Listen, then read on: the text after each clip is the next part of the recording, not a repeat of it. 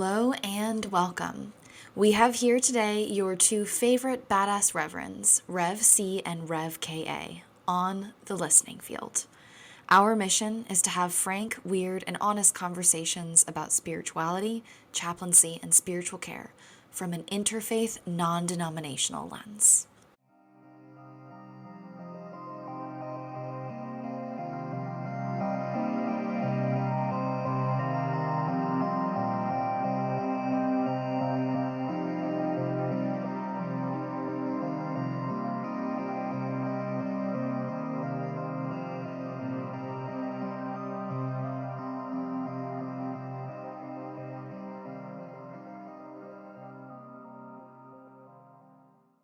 My name is Charlotte, and I am a straight chaplain and founder of a nonprofit called Temple of the Forgotten, and really happy to be here. Woohoo. Woohoo. I am Kellyanne or KA. I'm a hospital chaplain with a background in street ministry. Thanks for listening to The Listening Field. It's almost like we planned it to be called The Listening Field to be listened to. Wow. So, wow. So, hi, everyone, all of you many people out there listening to us. Today, we are going to be discussing interfaith and interspiritual ministry, religiousness, spirituality, and just discussing the concept of interfaith a little bit more because it is a word that is used often. We are interfaith ministers and have grappled with this word and concept for quite a long time.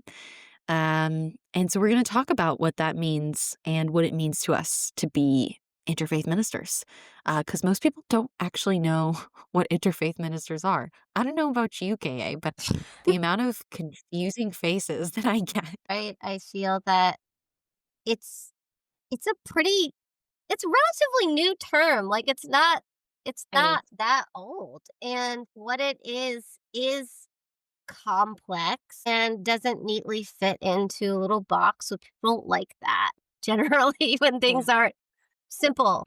I think there's a lot of judgments and a lot of confusion. And I think it's also funny because the people who choose to be interfaith ministers tend to not want to be put in a box. We are the ones who defy the boxes on a really deep level and want to do ministry in a different way. And I think that is still a new concept to people. I feel like ministry has been seen as such a straightforward thing for a really, really long time. I want to just kind of quickly give an overview of what interfaith is because I get this question a lot, but there is kind of a more complex answer. And we both went to an interfaith seminary and got ordained by an interfaith community. And one of the things they teach us is about how the word interfaith means a lot of different things and has been used to mean a lot of different things. We have compiled a list of different approaches of interfaith. So the first one is the common ground approach. And so this approach is about bringing people of different faiths, for example, Buddhist, Muslim, Christian, Hindu, and we bring them together around the shared values of those religions. So, for example, those four religions have a lot around giving like alms to the poor and peace and like compassion. So finding an emphasis on unity and cooperation and setting aside like the dogmatic theological definitions and coming together on common ground. So that's one interfaith approach. The next approach that we use is the pluralistic approach. So rather than seeking agreement, which can oftentimes like flatten differences to smooth them over just for ease of dialogue, this approach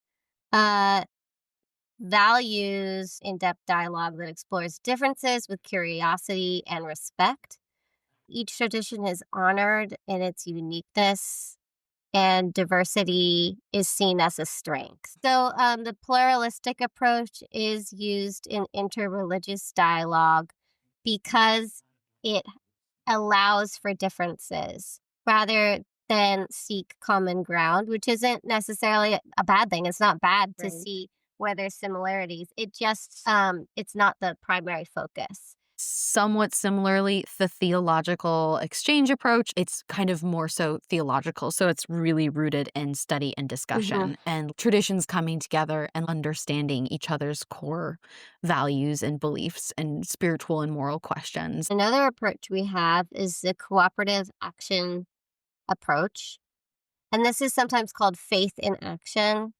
This model unites people of different faiths around common causes that can often be social Mm. justice or homelessness, environmental, etc. And relationships are built through collaboration and shared service. One is called the interspiritual approach, which is very resonant with me and kind of more of my approach to interfaith spirituality.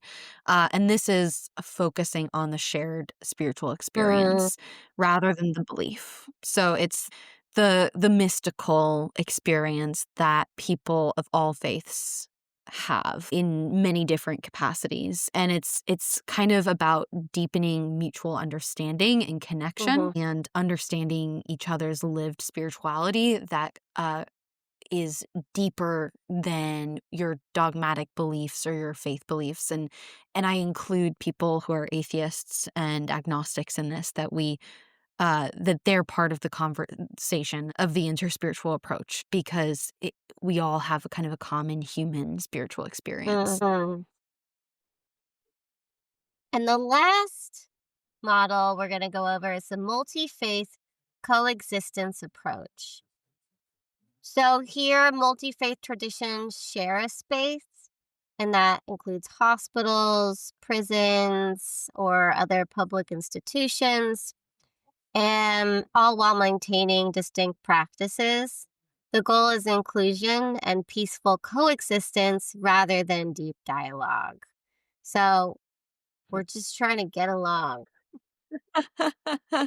Yeah, like, I feel like a lot of hospitals describe their chaplaincy programs as interfaith, like, more progressive, hospitals, they'll say, "Yeah, we have an interfaith chaplaincy thing," and it's like, there's a bunch of people who of different faiths operating inside that hospital. Mhm. Yeah, I think there is an important distinction here between multi faith and interfaith. It is slightly different, right? Right. So, it's kind of like multi-faith is a little bit more about coexistence versus Well interconnectedness. said. And I think that there's also kind of the terminology of multi-faith that is used. I took classes at Star King, we both did, on multi-faith religiosity and how that term is used to describe can be used to describe a person who adopts many faiths, more Yeah. than one faith. And the reason why we learned this in school was because of the rise in human beings currently present who are multi-faith. They're like, mom was a raised Christian and is now a Mhm. Buddhist. Dad is an atheist. I'm really into Buddhism, but also have been like exploring yoga Yeah. more. That by definition would be a multi-faith person. And so that's like a person who is uh, adopting the practices of a couple of different religions. And like I consider myself a multi-faith Mhm. person. And also I don't know, like, okay, now I'm getting all tripped up because, like, could we call someone an interfaith person? In my experience, interfaith is kind of exclusively used for more official settings to refer to communities and groups of people rather than a single person. But have you ever heard someone call themselves interfaith as their spirituality? Because we're interfaith ministers, but, like and I'm a multi-faith practitioner. Wow. That's a good question. And honestly, for me, what this is raising is the fact that these terms are not well understood. And they are I used was just about to say that. synonymously all the time. And they're Yeah. used incorrectly. And like what Yeah. I think you're pointing out is we are interfaith ministers. We have master's degrees in divinity. We work professionally in spiritual care, and we're like, "Huh, can you be this?" Like, that's how unclear these terms are. Yeah. I think that's why people get kind of confused. They're like, "Well, what faith are you?" Mhm. And they're like, "Well, what is your spiritual tradition?" I get asked that a Yeah, lot, and I'm like, "Well, I have a spiritual community that recognizes me as an interfaith minister." And I think that it does imply that interfaith is a religion or a practice, a spiritual practice. I think that like what interfaith ministry does is it gives people who are by nature interspiritual or multi-faith the opportunity to be spiritual leaders. The value of interfaith ministry is for yeah, chaplaincy, is that we I believe in interfaith chaplains. I believe that there should be way more interfaith chaplains out there. And being ordained interfaith means that you have a capacity to be a chaplain and to be a much more far reaching chaplain in whatever community you're in than you would if you were of one single oh, faith. Uh, like by far. yeah. I really do wanna reiterate what you said. There is something upsetting, and I think probably part of the reason I'm doing this podcast and why I think we're both doing this podcast is to try and make sense and meaning of this kind of strange tradition that we've both been drawn to and, um, and see value in. And also it's frustrating because there is there's guidance around it and there's people who've done it before us, and also there's not a lot of structure or respect or knowledge. One of the first discussion points that I have though is like, why is it important right now? Why is it relevant? Do you have an answer to that, Oh my KA? god. Uh, I mean, it is very excuse me. It is super relevant, it's super important. When we were in, uh when Cheryl and I were in ministry, we were prepared in large to meet people who might identify as Christian. In my personal Hmm. experience, the most common person I meet is either a nun, meaning they don't have a religion, a done, meaning they're out of the church, they left it, or describe themselves as spiritual but not religious is Yeah. very common. And with the data shows there is this is true. There's real It's few true. research data that shows that this group, this group of people is trending up. Well, religion Mhm. isn't necessarily like organized religion, Christianity and stuff, other major world religions isn't trending down. It is kind of flat, but these other groups Yeah. are growing.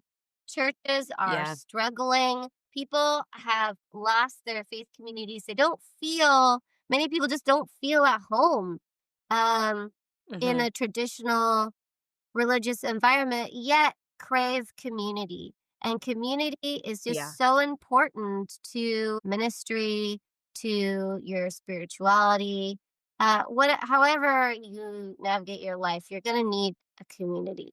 So, interfaith does offer a chance for community. And if, as an interfaith ministers, we can meet people wherever they're at, Wherever. wherever, Yeah. doesn't matter. Anywhere. Any doesn't matter. And we don't No, care. we don't care, and we're not trying to change that. Whereas more Yeah. traditional ministers would come in with a pretty like unmovable stance on what religion and spirituality should look like, addressing an audience that more and more doesn't is not going to church, is not finding resonance there. Yeah. So this is our population. This is who we Yeah. serve. Maybe we're describing you right now, perhaps. So that's my answer. What is Yeah. your answer to that, Charlotte? That's I mean, that's a fantastic answer, and I think my answer is very similar. Yeah, it to me, it's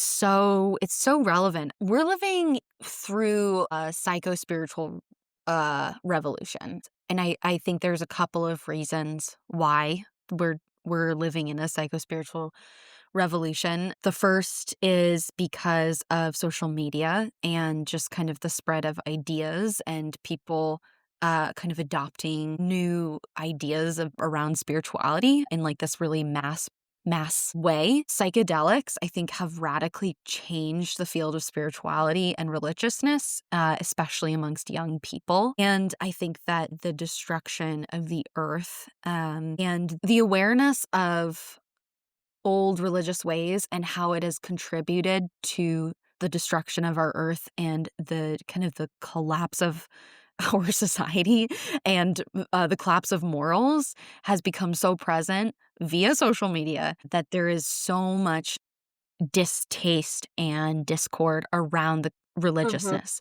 And all of this is leading to this huge revolution. And I think people are not fully aware that it's happening, but it's like happening in this really profound way. And I see it happening all the time. And I think that like for the past long time, I don't know, several hundred years, out spirituality was defined by Christianity. Like, and I'm speaking to the United States. Like, when somebody used the word God, when somebody thought about morals, when somebody thought about like bad and good and evil, like our moral concepts, our spiritual concepts were all steeped in the dogmatic belief world of Christianity. Uh, and that's not necessarily a bad or good thing. It's just what's been Yeah. happening.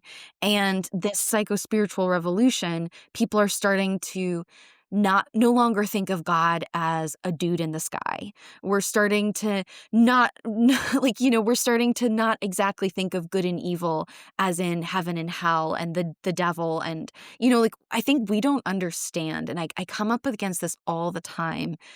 Like, we don't understand how seeped in Christianity and monotheism, our shared spirituality has been.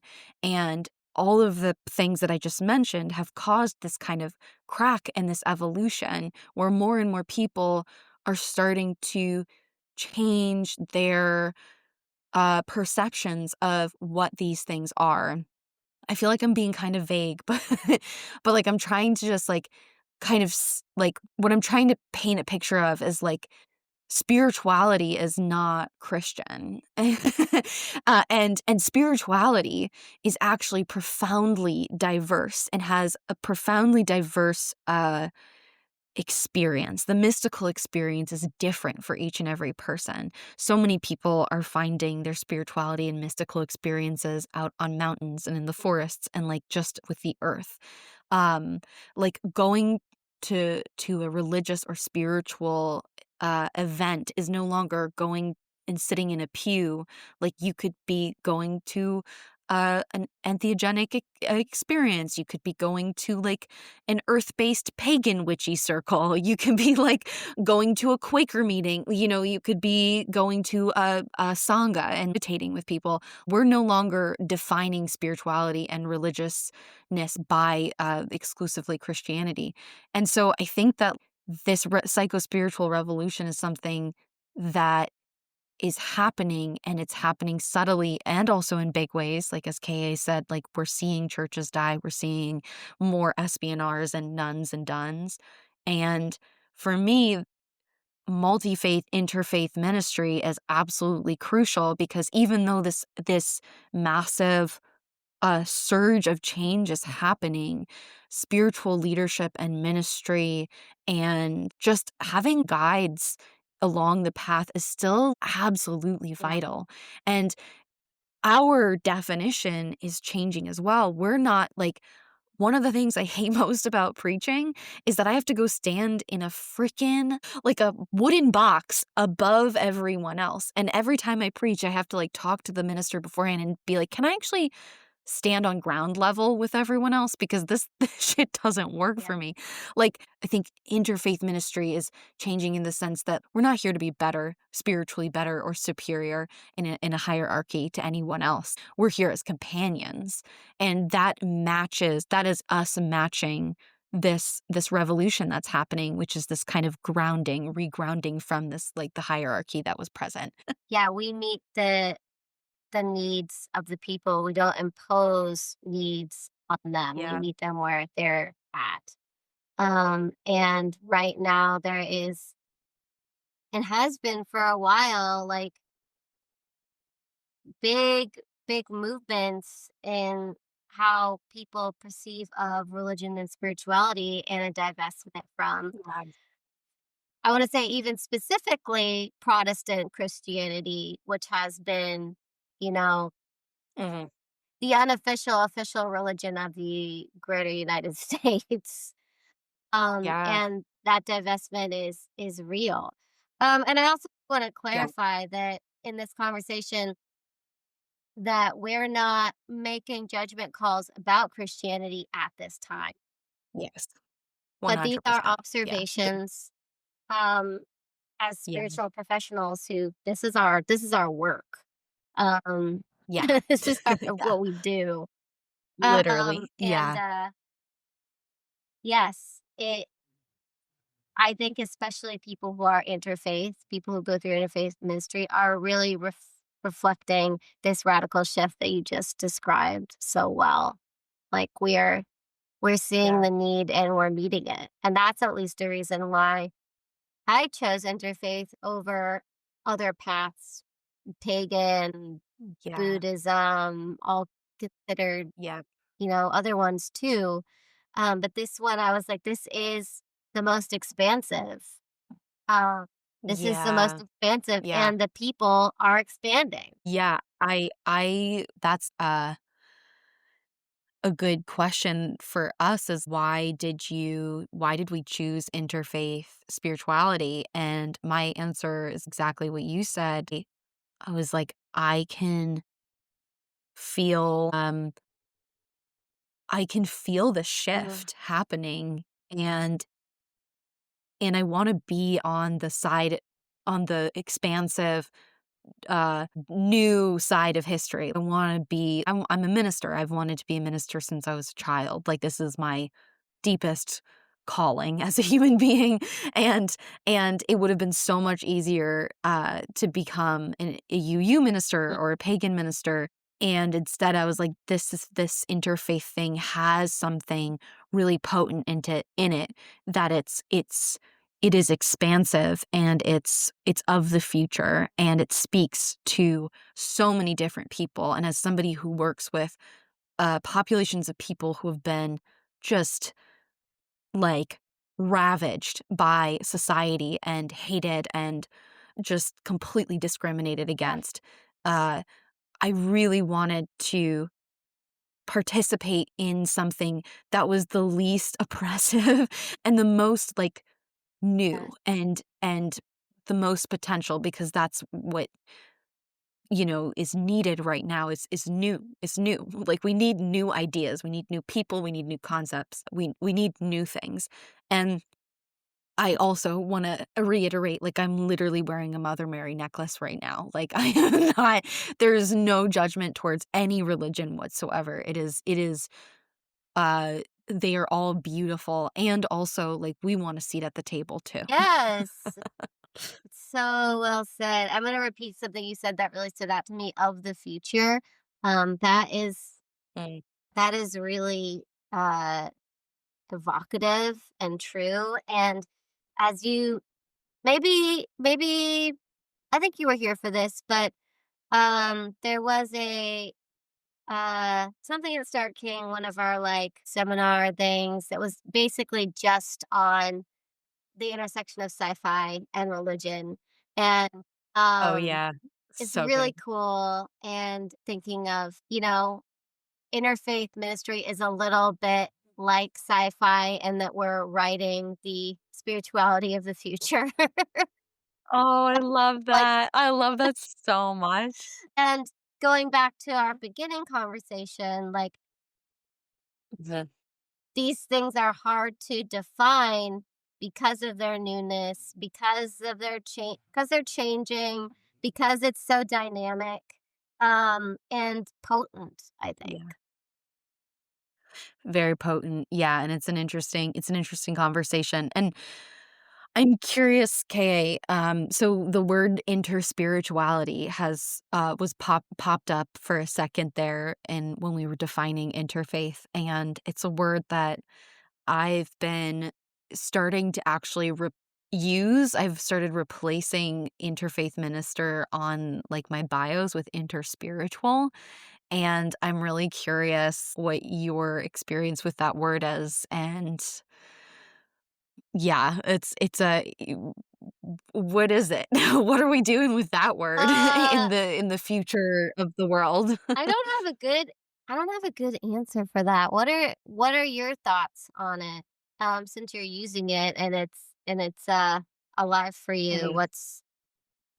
Why did you what drew you to switch it up?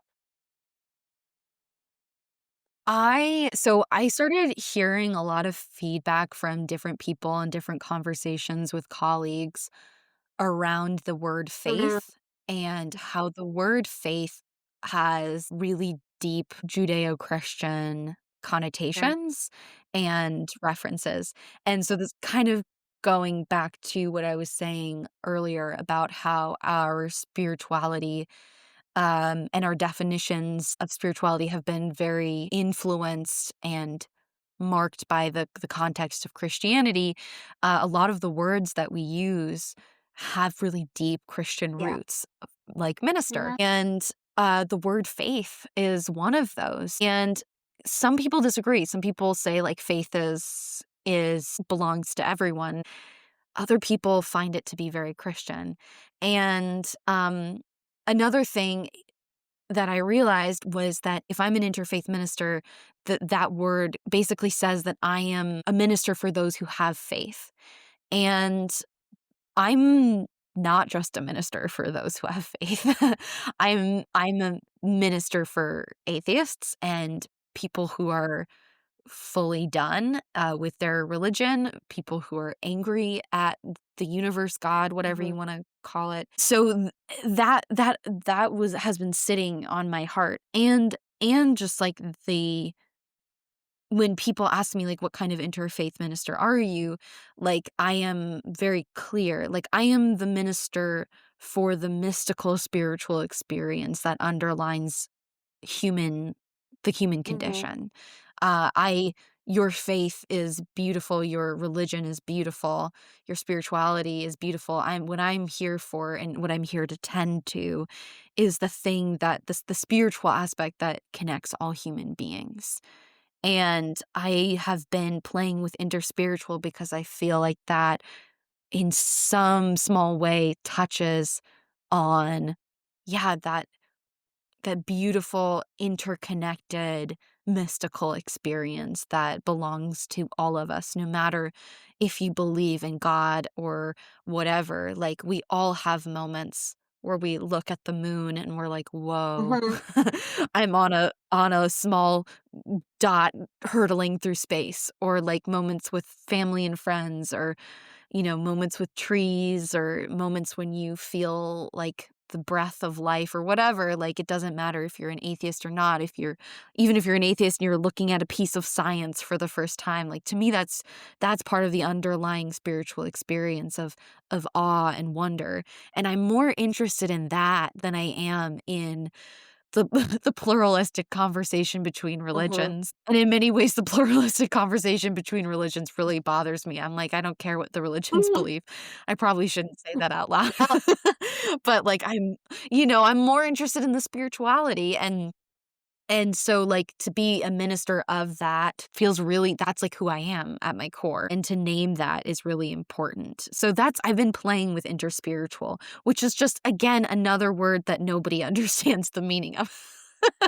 So that's yeah. Well, I really like that because it also, affirms and you're standing in your belief system, which is a part of what we do as chaplains. We have to be firm in we have to stand in our Yeah, spirituality.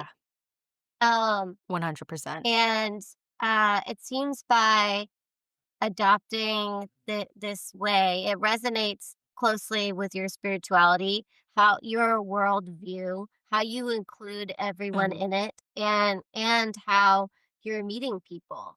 Um, and Mm. that feels so it feels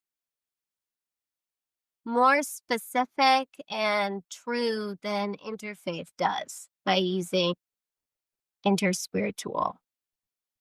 Interspiritual. Yeah, absolutely. Yeah, thanks. Yeah, thank you for that reflection. I'm still playing with it. I'm still finding my own definition of what this is, and I'm sure you resonate in the journey Yeah, of understanding who you are as a minister and chaplain. never ending journey. So what does it look like for us as personal practitioners? This is getting a little personal. But I think it's important to talk about, and people always ask me, they're like, "Well, what do you believe in? Like, what are your Yeah. faiths?" Like, people ask me that a lot after I tell them that I'm interfaith, Mhm. and um it's always a gentle line to walk, and I'm sure KA and I have some similar spiritual religious backgrounds. But yeah, what does it look like for us to be interfaith, or multi-faith personal practitioners? Please tell me, like, "Hi, so I hear you're an interfaith minister, like, so what are your Oh my religions?" god. Sorry. I don't have any. I don't have any, I yeah. don't have any. Goodbye. Goodbye, goodbye.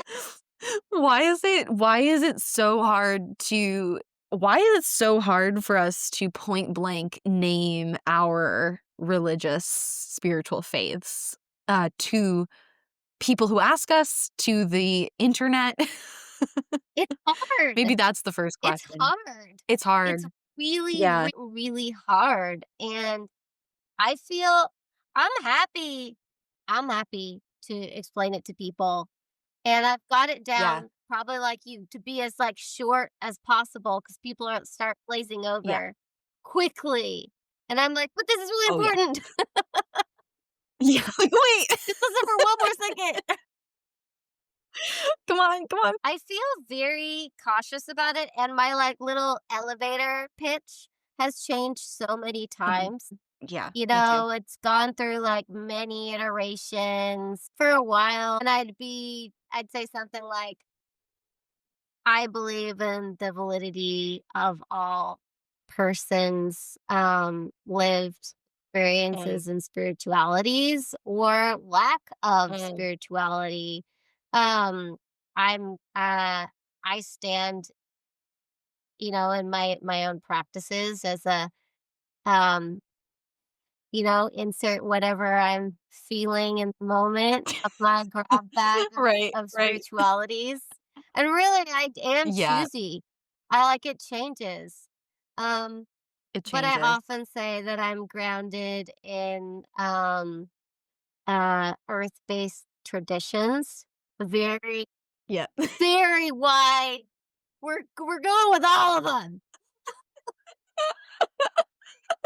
Every single one. Everyone, every earth-based tradition.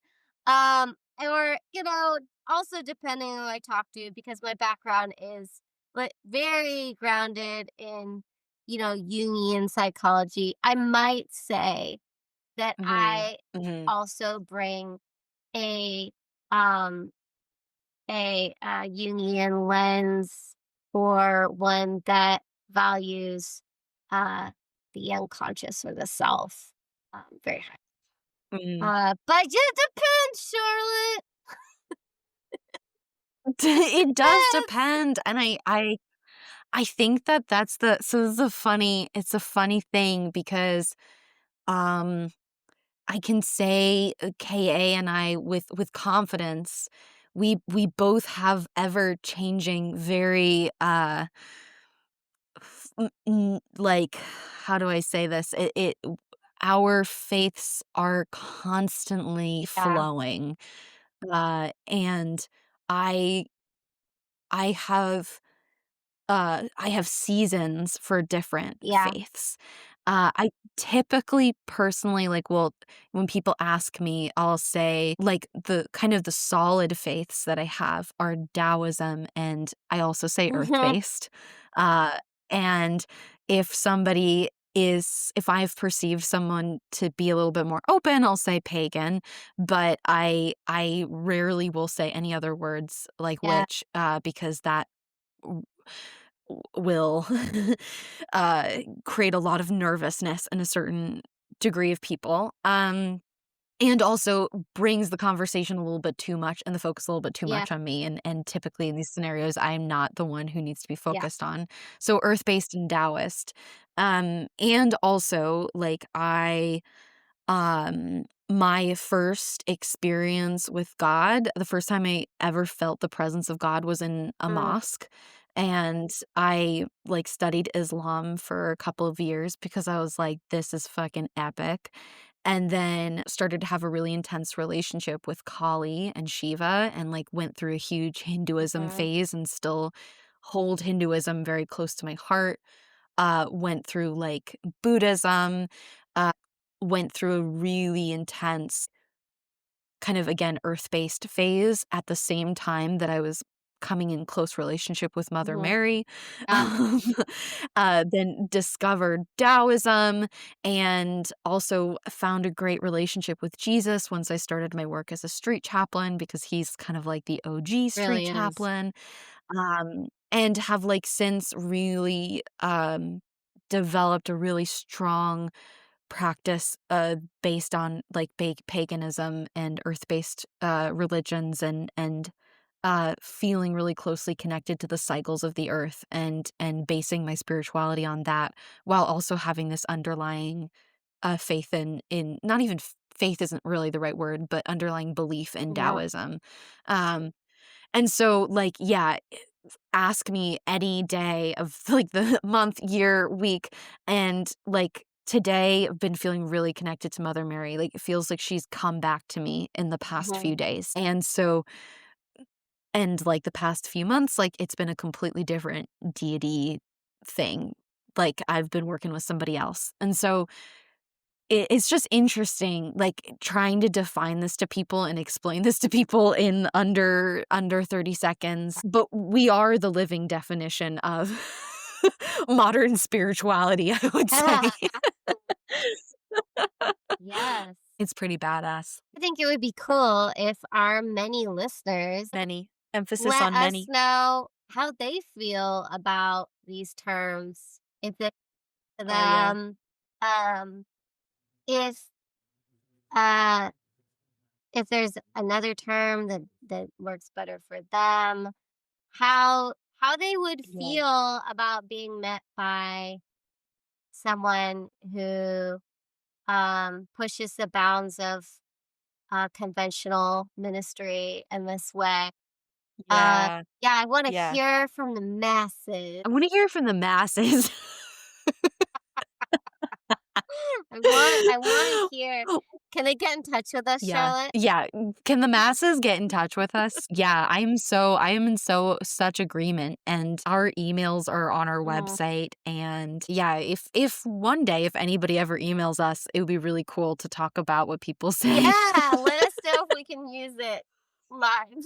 Yeah, yeah, let us know if we can use it because yeah, I'm very curious about what people think about everything we just said, and yeah, what would it be I love that question, KA. What would it be like to be met like, to have a interfaith minister come to you in a hospital or in a scenario where you would be in need of a Yeah, or minister? hear the interfaith Uh, minister preach, like, you preach pretty often, like, yeah, what their yeah, experience of that, if it also, like Did we clear anything up, or did we just make it worse? Confusing. It's possible we just made it worse, but I think hopefully they have an understanding. I just want to say that my hope is that there are in the future, once I have money, I'm going to do this, but there are actual communities. Kind of like how you go to a church, there would be an actual Mhm. congregation or community space that is for people who are like, anything. 'Cause like KA said, people are really missing people are really missing the community aspect of things, and, um, churches and mosques and synagogues and temples all hold a really valuable role in human society. It's deeply needed, and not everyone feels comfortable walking into those spaces. Um, so that's all. Well, thank you for listening. Please like and Yes. subscribe. Is that what YouTube is? I think that's YouTube. No, wait. Um, well, just keep listening. Just Just subscribe. subscribe. Yeah, just keep listening. Respond to us. Tell us how we made you more confused. And um yeah, thanks for being here. Stay tuned. Next episode is going to be on spiritual rights. Mm, The spiritual rights of human can't wait for that. beings. Uh I'm pretty pumped about that one. I'm pretty passionate about Yeah, that shit. Um, okay. Well, ta-ta for now. Is that a good it's ending? so good. It's great. Ta-ta for now. Wait, I'm gonna be quiet. You say it again. Okay. Well, ta-ta for now. You were really quiet. That Thank was you. great.